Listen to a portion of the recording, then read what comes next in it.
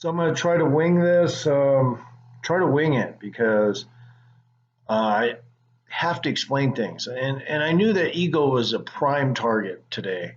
The meaning of ego, which is really, reality based and a non reality based, which means that legitimately you couldn't say that academia would recommend that kind of thinking. Okay. But that's what makes a Gemini. A Gemini is the ego. Now, does that mean an ego is bad? No, go look up ego. It doesn't say ego is bad. It doesn't even say ego is bad. But people, for some reason or another, assume that ego is some kind of horrible thing. But actually what it is, it's a learning mechanism. You're trying to exaggerate intense, driven psychology in one direction of a thought instead of average intensity or less intensity. When you do that, people assume that, oh, that guy's full of himself, he's eccentric or whatnot. But actually what it is, it's the way a warlock works and or a witch.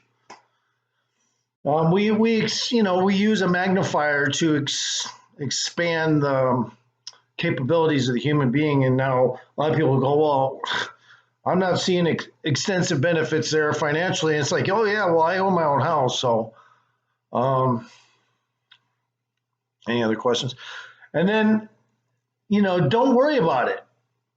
So somebody if you want to classify somebody and say, oh, well, they're, narcissistic or they're this or they're that based on this and based on that. Well, you're basing everything off an academics approach to how he would like to think. And that is the language that you've been taught, which is going to, in many ways, implant informal information into your mind and pretty much force you to think off track rather than on track.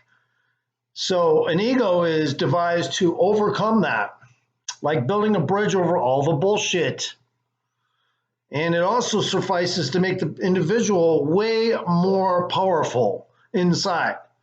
That way he can accentuate himself intersecularly within the matrix of unknown circumstance, which is not something a normal person can do. Now, a warlock can manipulate during the day. Okay, I'm just going to come out and say this. I didn't say it before, but during the day, a warlock can function and create magic. But most of the time, it comes in the form of calling on the higher ones to come and visually show up. Those warlocks will often say, well, this one seems to be very well with his intent, doesn't seem to be, have bad, ideas about or knows the circumstances could be risky dealing with us, but we'll come over and give him a visit. That's what a witch does. That's what a warlock does. Now, when you see a witch stirring stuff in a pot, that is basically metaphorically it. They're stirring all your bullshit up so they manifest something outside of your known sociological everyday circumstance. That is an ego.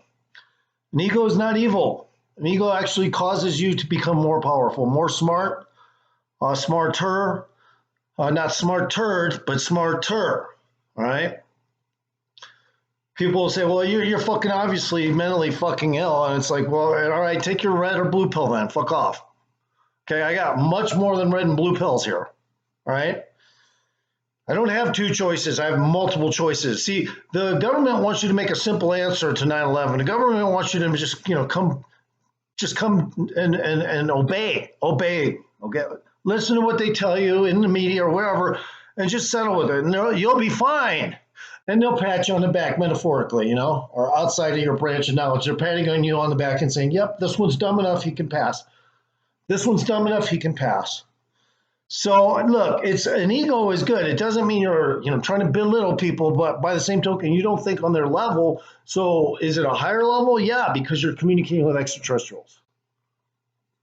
Now, do witches and warlocks generally talk about UFOs? No, I'm the whistleblower. I'm going to talk about what the reality is.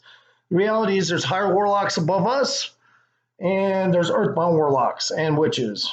Okay. Now, I don't want to get into all the insights that I have because it's just preferentially it's not going to happen on this 15-minute video if I even get to 10 minutes on it.